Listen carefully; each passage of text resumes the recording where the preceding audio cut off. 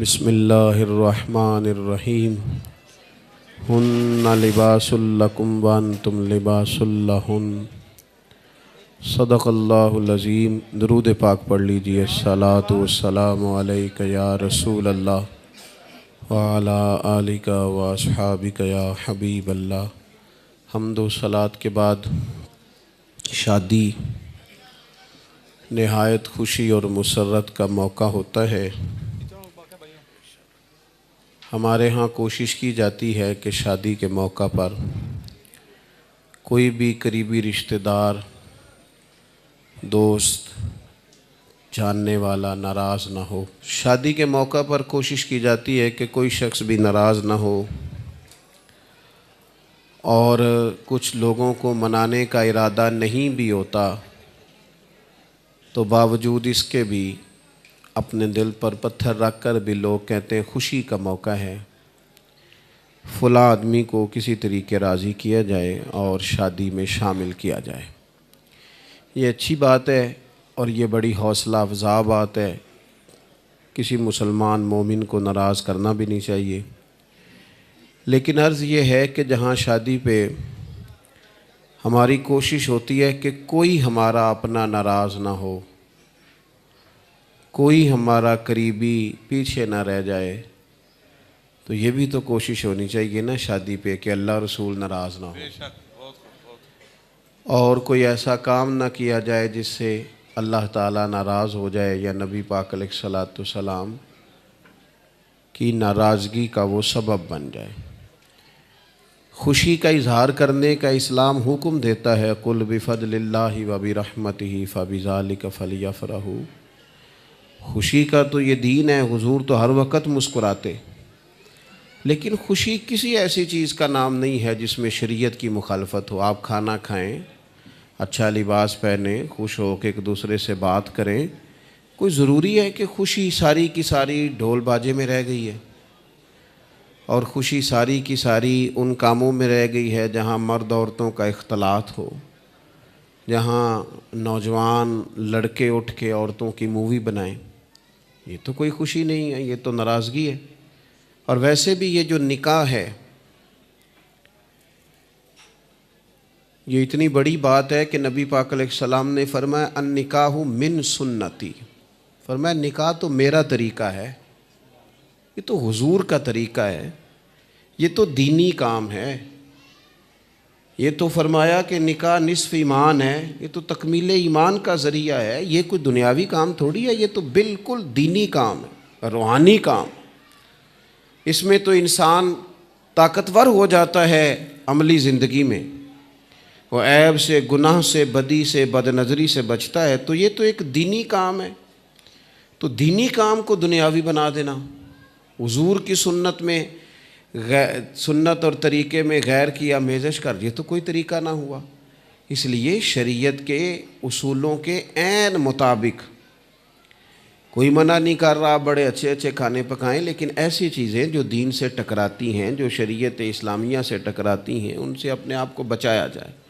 حتی الامکان یہ کوشش کی جائے کہ کوئی ایسا کام نہ ہو جسے اللہ رسول ناراض ہو۔ ایک بات۔ دوسری گزارش یہ ہے کہ کتنے دن پہلے یہ ہال بک کرایا گیا ہوگا، کتنا خوبصورت اسے سجایا گیا ہے، کتنے دن پہلے فرنیچر کا آرڈر دیا جاتا ہے، بچے کی کپڑوں کا، شیروانی کا آرڈر دیا جاتا ہے۔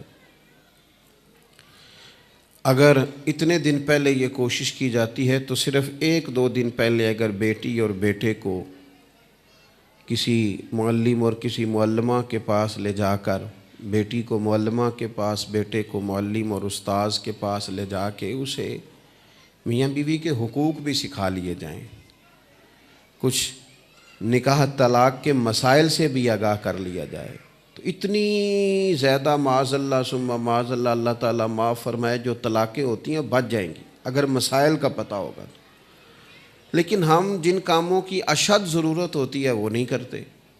بچوں کو تعلیم دی جائے، بتایا جائے اور ان کو سکھایا جائے کہ بھئی اس طرح کر کے آپ کا، دیکھیں نا، دو باتیں عرض کرتا ہوں۔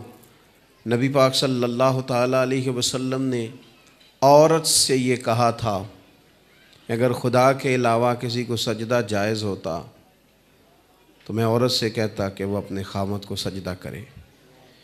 کیا معنی اس میں تعلیم دی کہ وہ تعظیم کرے اپنے شوہر کی، اس کا اکرام کرے۔ اور دوسری جانب مرد کے لیے حضور نے فرمایا تم میں سے بہترین شخص وہ ہے جو اپنے گھر والوں کے لیے بہتر ہے۔ باہر تمہارا اخلاق بڑا اچھا ہے، تم بڑے اچھے ہو، گھر آتے ہو تو تلخ ہو، لہجہ ہی ٹھیک نہیں۔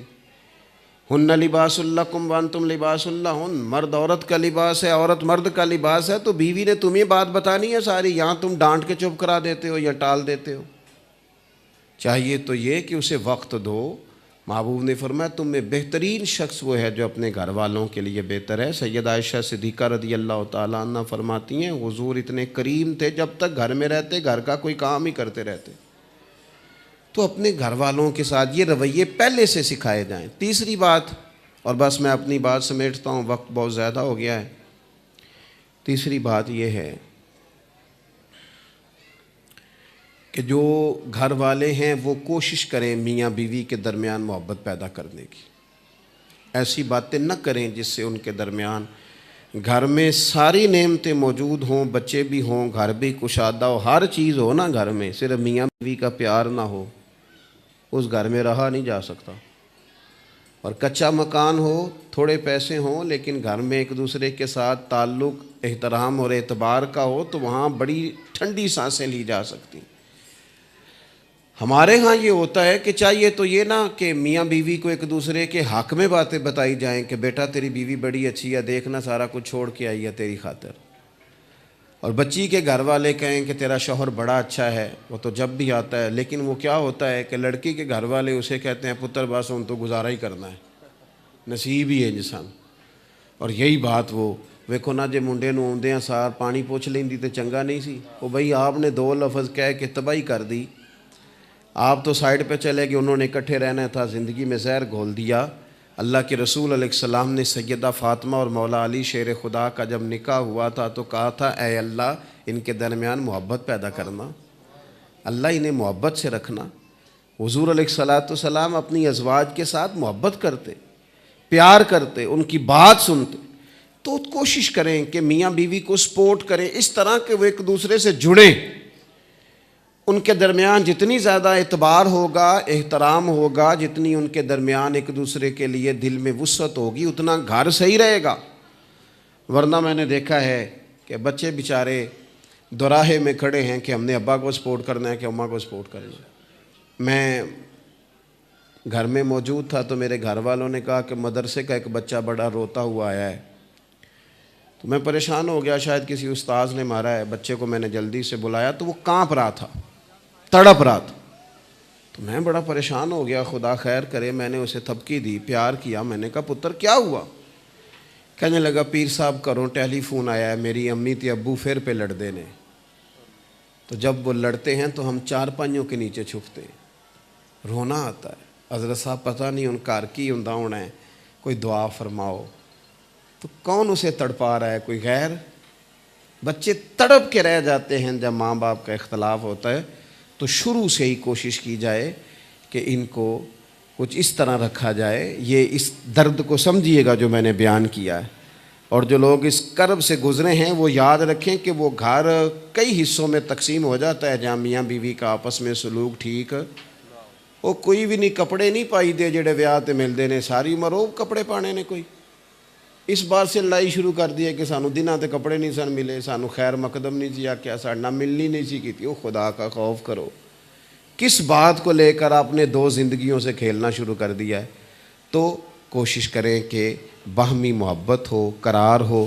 مجھے امید ہے جو میں نے چند گزارشات کی ہیں، یہ میرے شیڈول میں پروگرام نہیں تھا، لیکن دوست بڑی محبت والے تھے اور بڑا ہی رابطہ کر رہے تھے، شاید ان کی محبت کا ہی یہ صلہ ہے کہ اللہ نے موقع بنا دیا اور میں یہاں حاضر ہو گیا۔ اللہ کے حضور دعا کرتا ہوں اللہ تعالیٰ ماں بہن دونوں کے بہت ساری محبت رکھے، اور جتنے خوبصورت چہرے اس شادی میں شریک ہیں اللہ تعالیٰ سب کو برکات عطا فرمائے۔ اللہم صلی علی سیدنا مولانا محمد معدن الجود والکرم وآلہ وبارک وسلم۔ اللہ تعالیٰ اپنے فضل و احسان کے ساتھ اس خوبصورت شادی کو، ان دونوں کو بہت ساری برکات عطا فرما۔ اے اللہ ان دونوں کے درمیان پیار، محبت، اتفاق، احترام اور اعتبار کے رشتے کو قائم فرما۔ چھوٹی چھوٹی باتیں درگزر کر کے اعلیٰ ظرفی سے زندگی گزارنے کی توفیق عطا فرما۔ ان کے ماں باپ کو ان کی طرف سے ہمیشہ ٹھنڈی ہوا عطا فرما۔ کائنات کے رب سب کی بیٹیوں کو اپنے اپنے گھروں میں آباد فرما، سب کے بیٹوں کو اپنے اپنے گھروں میں آباد فرما۔ اولاد کی دکھ تکلیف دیکھنے سے سب کو محفوظ فرما۔ اے کائنات کے مالک، نبی پاک علیہ السلام اور آپ کی ازواج مطہرات مومنوں کی مائیں، ہمیں ان کے طریقوں پر چلنے کی توفیق عطا فرما۔ ان دونوں کو رزق حلال، صدق مقال، اولاد صالح، دنیا اور آخرت کی نعمتوں سے مالا مال فرما۔ حاسدوں کے حسد سے، شریروں کے شر سے، مفسد کے فساد سے، ظالم کی میلی نظر سے، نفس اور شیطان کی شرارتوں سے بچا۔ ایسی خواہشات جو غلبہ کر جائیں، ایسی سوچیں، ایسے وسوسے جو غالب آنے لگیں، اس سے محفوظ فرما۔ اے اللہ مقدر کی ساری خزائیں رخصت کر کے بخت کی بہاریں عطا فرما، امت کی خیر فرما۔ ترکی، لبنان، جہاں جہاں مسلمان تکلیف میں، اللہ امت کی خیر فرما، امت پر فضل فرما، پاکستان پر رحم فرما، دنیا اور آخرت میں ہماری پردہ پوشی فرما۔ رب اغفر وارحم وانت خیر الراحمین، وصلی اللہ تعالی علی حبیبہ سیدنا محمد علیہ